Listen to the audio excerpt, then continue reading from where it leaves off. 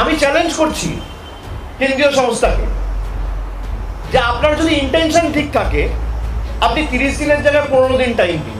আমরা আজ কলকাতায় সাংবাদিক বৈঠকে কার্যত বিস্ফোরণ অভিষেক বন্দ্যোপাধ্যায় সরাসরি চ্যালেঞ্জ ছুড়ে দিলেন কেন্দ্রীয় স্বরাষ্ট্রমন্ত্রী অমিত শাহকে। অভিষেকের দাবি, বিরোধী শিবিরে 25 জন সাংসদ নেতার বিরুদ্ধে দুর্নীতি মামলা থাকলেও বিজেপিতে যোগ দেওয়ার সঙ্গে সঙ্গে 23 জনকে রেহাই দেওয়া হয়েছে।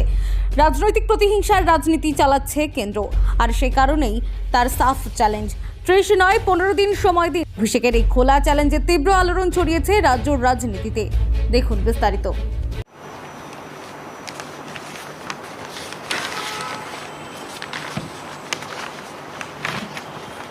2024 থেকে 25 জন অপোজিশন লিডার যাদের বিরুদ্ধে করাপশন অ্যালিগেশন এবং কেন্দ্রীয় তদন্তকারী সংস্থা ইনভেস্টিগেশন করছিল, 23 জন বিজেপিতে যাওয়ার পর তদন্ত থমকে গেছে।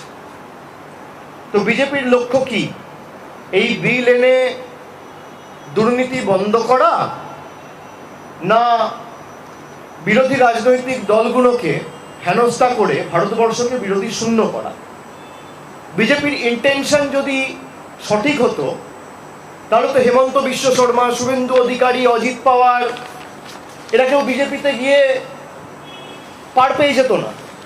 এটা তো বিজেপি যাওয়ার পরে তদন্ত বা ডাকি দূরের কথা, একটা সামান পর্যন্ত এদের বিরুদ্ধে ইস্যু করা হয়নি।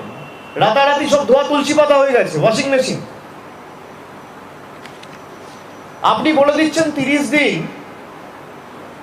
একটা লোক যদি জেলে থাকে 31তম দিনে তাকে পদত্যাগ করতে হবে, তাহলে তো ভারতবর্ষে কোর্ট থাকার দরকার নেই।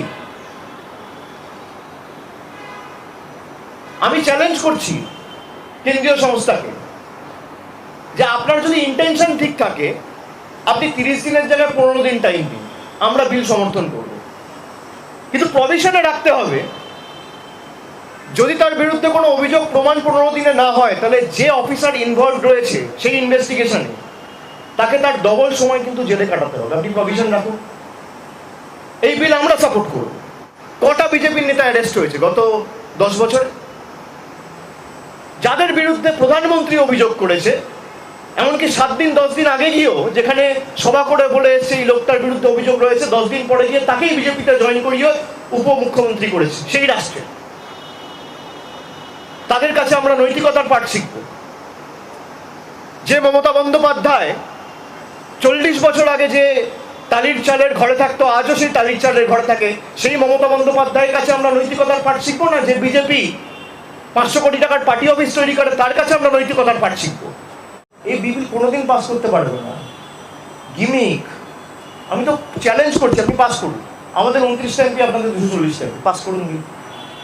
ভাই 25টা 26টা এমপি নিয়ে যদি তৃণমূল অমিত শাহকে ফোত্রতে পাঠিয়ে দেয়, তাহলে যদি আজকে 40টা এমপি থাকতো কি হাল হতো বিজেপি? বাংলার মানুষ দেখুক যে আজকে যদি আরো 10টা আসনে আপনারা তৃণমূলকে জেতাতেন, আজকে অমিত শাহকে আর বিজেপির তাবড় নেতাদের লাস্ট হতে বসতে হতো। এটাই বাংলার ক্ষমতা। আর এই বিল কোনোদিন পাস হবে না।